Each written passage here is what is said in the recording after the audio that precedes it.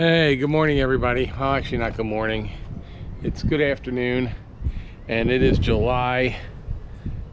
Yesterday was the hottest day on record for the amount of records that they keep, believe it or not. So it was the hottest day ever on record in the world. Sorry about that. And so the field like temperature here today was 126. The actual temperature was 98. It's been that way all week. I'm in Florida, and there's not really any car shows driving around. There's people that it's just too hot to even sit outside. A lot of heat advisories. So you're going to see a couple videos up of our regular car stuff. We're going to be going seeing some cars here over the weekend. You're going to see some more model kits built. You're going to see me put some fender flares that I got the kit to put on the truck. There's all kinds of stuff that we normally do. We try to find some old cars and everything. But today I was down at Pasco Sheriff's office. His name's Nocco, is the sheriff here in Pasco County, and I picked up this sheet here, and it's called 50 Ways to Foil a Car Thief. And I thought, you know, this might be something to go over, because if any of you were at the Power Tour last year when we were in Memphis, there was like 50 cars that got stolen right away. So welcome to another episode of Junkyards and Barn Finds with Sean, and I'm Sean.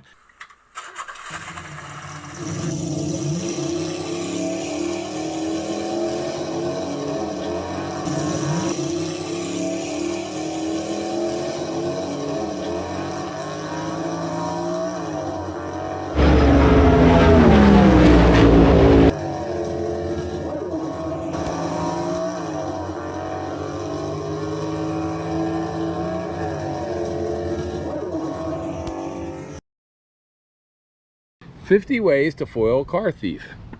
And I thought, you know, this might be something to go over, because if any of you were at the Power Tour last year when we were in Memphis, there was like 50 cars that got stolen right away. Now there's a couple of things you can do. Like if you watch Vice Grip Garage, he undoes the coil wire, and that's an old trick, and it works. Or you swap out the coil wire and attach one of the spark plug wires to the coil. So that's something you can do. But I'm just going to go through these real quick. And if we look here, this is a 2022. I think it's a 2022. Anyway, Chevy Blazer. And so a couple things. So let's go start with number one. This says 50 ways to foil a car thief.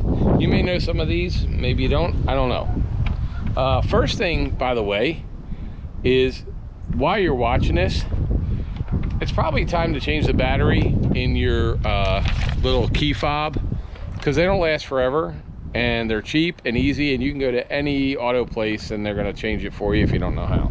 So that's something you can do today. All right, number one, make your car hard to steal. Take your keys. Yeah, take your keys. Easy peasy. Take your keys, take them right out. Lock your car. Number two, there you go, lock in your car. Number three, park in a well-lighted area. Street lights. If you're in a parking lot, park under a street light. If you're in an apartment, park under a street light. Oh, by the way, one thing you can do, and I've been doing this for years, and I forget who taught it to me, but if you have a key on your ring, when you're walking, put the key, hold your key ring like this. As you're walking, if you have your key out, if you ever have to jab somebody, you can jab them if somebody attacks you and you have a key ring right like that, and it's a good protection. Another thing which I've heard, and I don't know whether this is true, but sounds true, is keep either wasp spray or bear spray in your car, because it works the same as mace, except that it's not a cloud. So I've heard that you can shoot it. I think it's legal in states. Don't quote me on that, I don't know. But I mean, it's always good to have bear spray and wasp spray anyway. They should get attacked by a bear or a wasp. Okay, let's get back to this. Next, Number 4, park in attended lots. If you can park in an attended lot, park in an attended lot. Number 5, install a burglar alarm. Most cars have burglar alarms. Pay attention to a burglar alarm.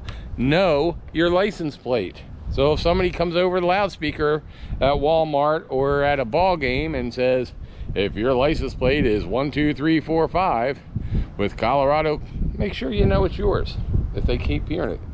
Don't put the alarm decal on your car. Don't let them know which alarm system you have if you put one in. Install a secondary ignition switch. So most race cars, and a lot of people have street cars, they have a switch they've installed on their dashboard or somewhere that's a kill switch.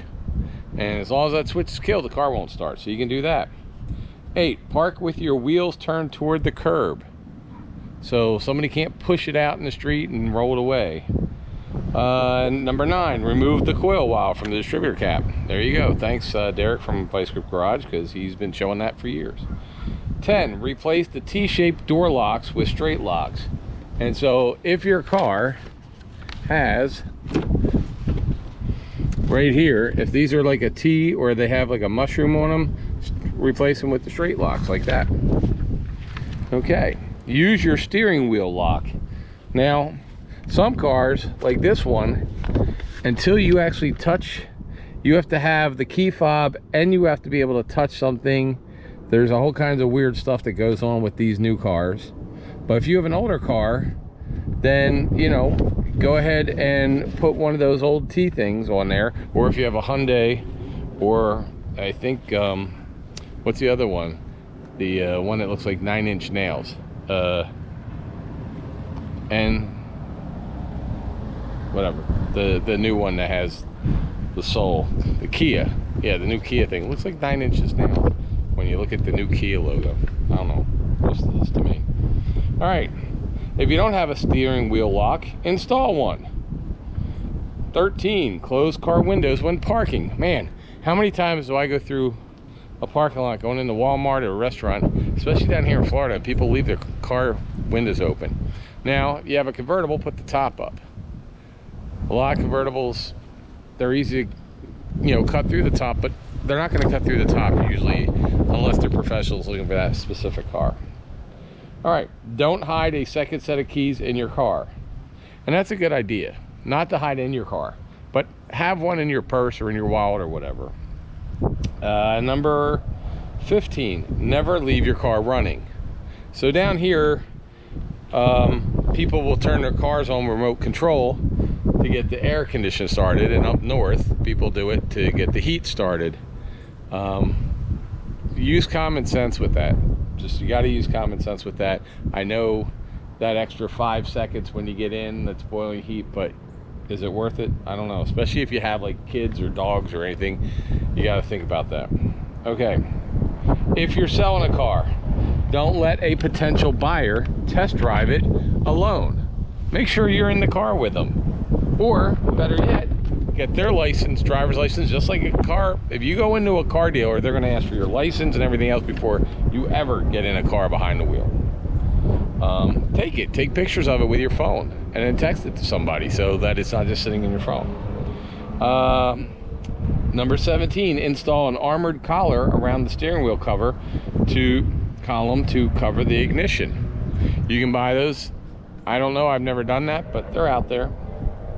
18, activate the burglar alarm or anti-theft device when you're parking.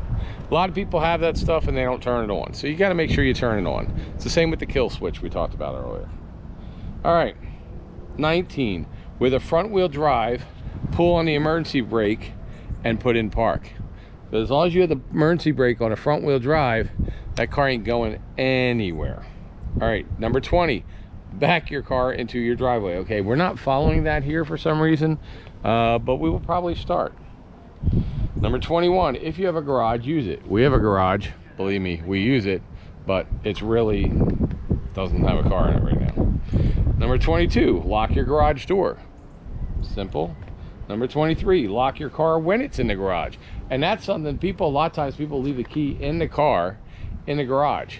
And it's very easy to drive around and click automatic garage door openers.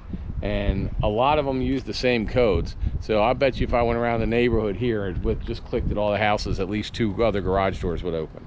So once you have it open, boom, nothing there. And have a ring. We have ring cameras all over the place right here. So, all right, next. 24, install an anti-theft device that you've created. I don't know what they mean by that. I'm creative, but I don't know, like a fart spray or something. I don't know. All right, 25, install a fuel shut-off device. Yes, that's something you can do, especially on older cars. Lift the hood, and you can just, I actually had one on a riding tractor where it's just a butterfly that you turn this way, it turns the fuel line on, turn this way, it turns it off. So that's something you can do. That's real easy. 26, etch identifying marks on your car.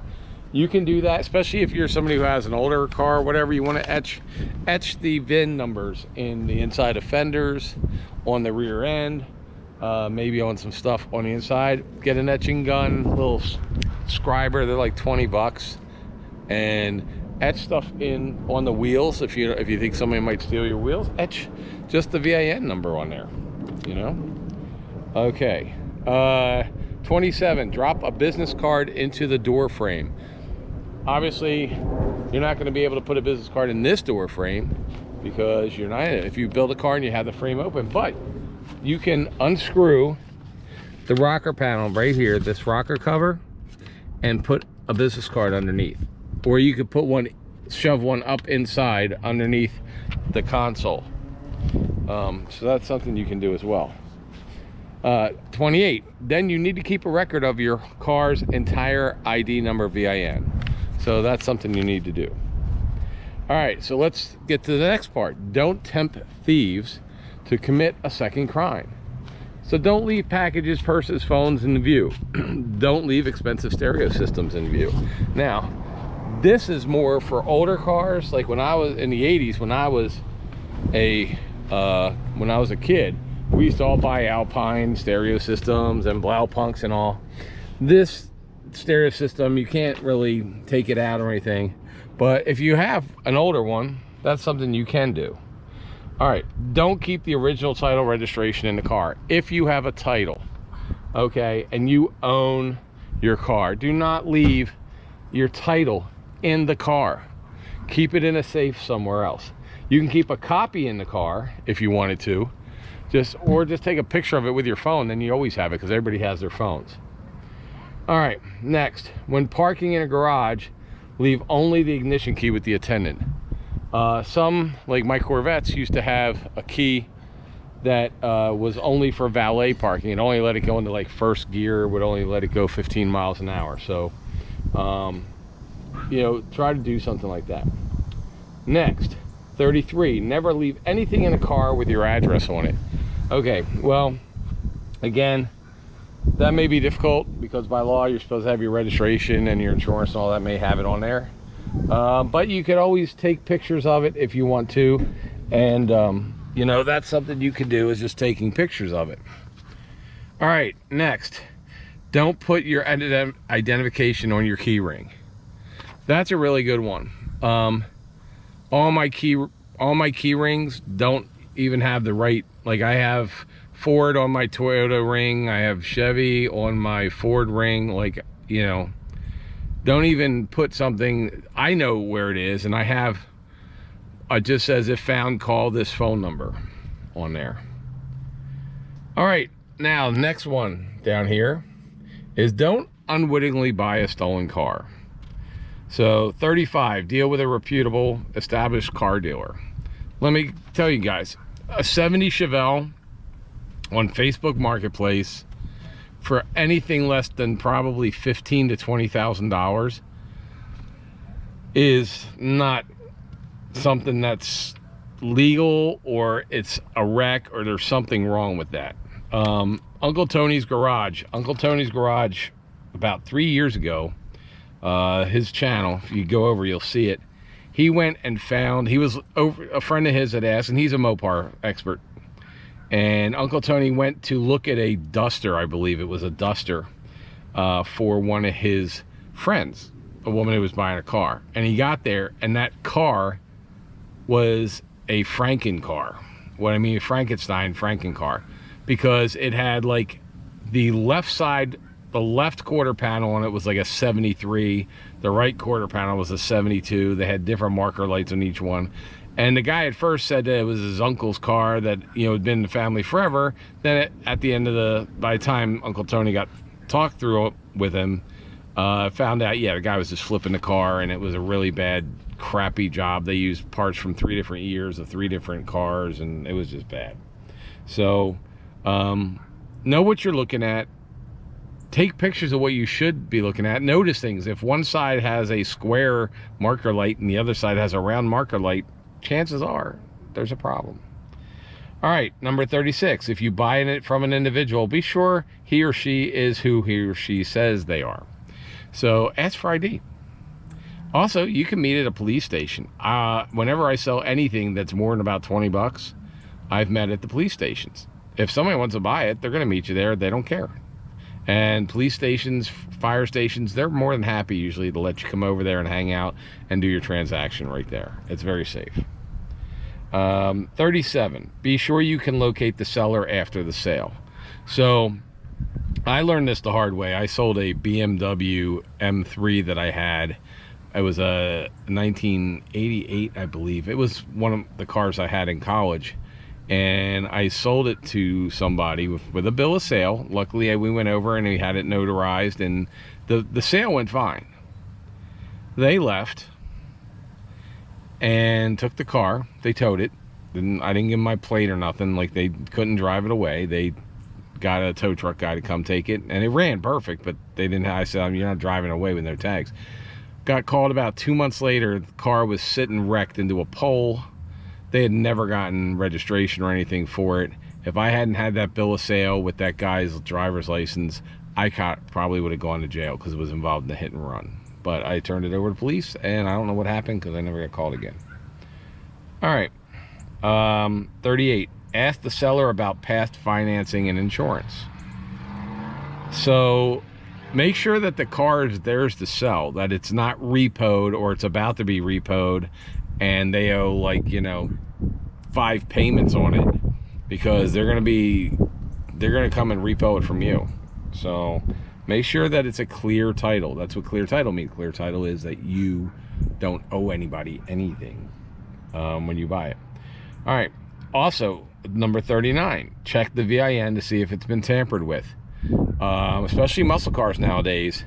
You know, you can go and buy, like, people will go buy these just rusted out muscle cars, and you've seen it when I've gone to junkyards. You've seen where they've cut out the VIN plate, and that's usually because they have a stolen car and they're putting that VIN on. Now, a lot of cars, Corvettes and Fords and Shelby, a lot of cars have, especially Mopars, have the VIN all over the place on the car.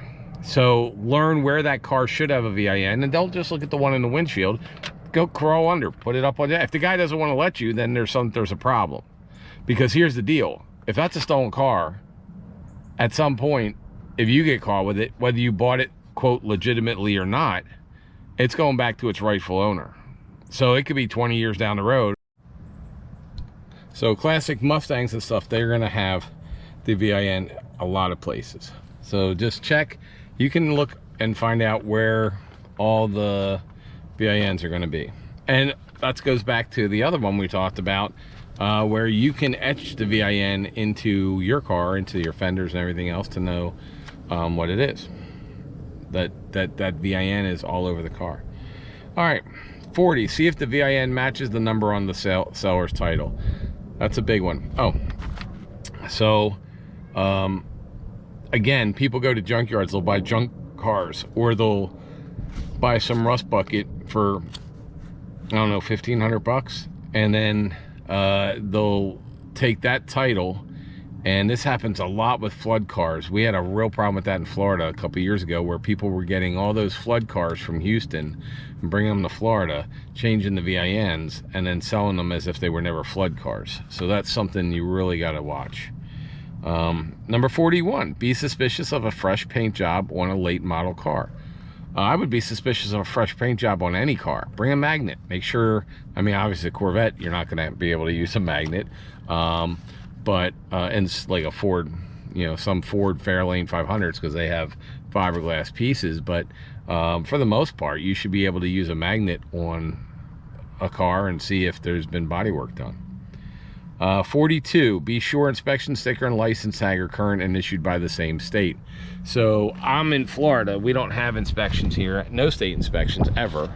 But if you're up north, like I'm from Pennsylvania, and they have state inspections, so you want to make sure the inspection sticker, and it used to be that they had either the VIN or they would have the driver's license number of the person who owned the car. Now in Florida, the sticker has your driver's license number on it. So if when you're looking at a license plate, the sticker is going to match you as the person who owns it, so you can check your registration to match the two, make sure it's not a stolen plate. Okay. 43, ask for a manufacturer's key, not a replacement set. If you're buying a 1957 Chevy, you probably won't have the manufacturer key, but if you're buying a 2017 truck, it's probably going to have at least one of the original keys. And if it doesn't, why not? Because number one, these keys are 150, 160 bucks. I know for the Honda, they were like $300. And number two, so you want original. And number two, if they keep the original keys or key fobs, they can come take the car. Okay. Be suspicious that the seller gives you a replacement keys for a late model car. We just went over that. That was number 44. 45, complete all paperwork at the time of sale. Titles are frequently counterfeited.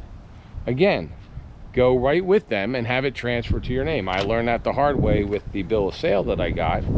But if you at all, even if you buy it on the weekend, you know, you need to go over the next day to Department of Transportation in your state or whatever, or title agencies, whatever it is that you have to deal with. Like in Florida, it's tax office, but in Pennsylvania, they have title companies. So go and make sure that you can switch it into your name, that it's not a fake title.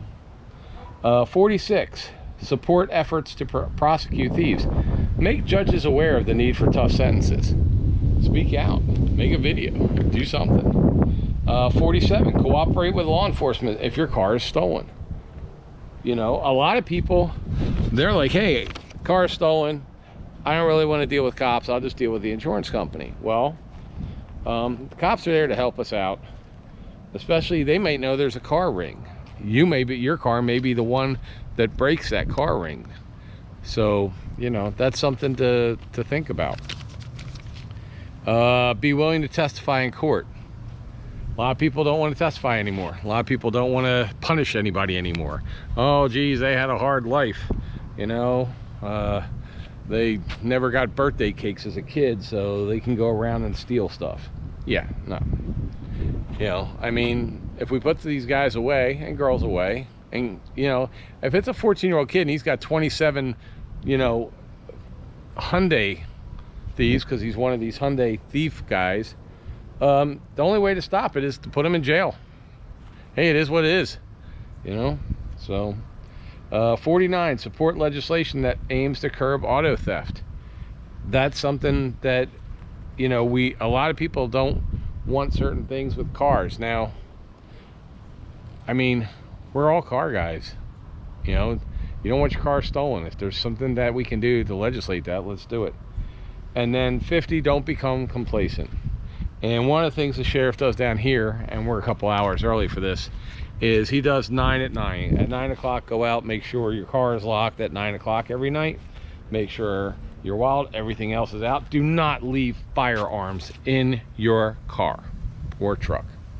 This ain't the 1980s when I grew up, when everybody had a rifle rack and you could drive by and see everybody had their shotgun and stuff in there. One sure way that somebody's gonna break in your car is if you leave a gun in there, and God forbid you leave a gun in there and they steal it and they go kill somebody with it. Be responsible gun owners. Not saying don't have guns, I got guns. Just saying, be a responsible gun owner, and just don't leave guns and cars. Down here, I remember Fort Myers, there was a couple cops that had their patrol cars that they used to take home, got broken into, and people took their rifles and guns out. So it happens to everybody. That's why if you don't have it in there, they can't steal it. All right, guys. Well, I just wanted to share this with you all. I hope it's helpful. Maybe it gives you something to think about. I'd like to be out walking junkyards and all, but when it's 126 degrees field lake temperature and 98 regular temperature with 100% humidity or 80% humidity, it's just not healthy to do that. So thanks for watching. I hope this was interesting, and I'll see you next video. Have a great day. Oh, remember to subscribe if you like this kind of stuff. Should they subscribe to this channel even if they don't like cars today for this one? Probably just for this one.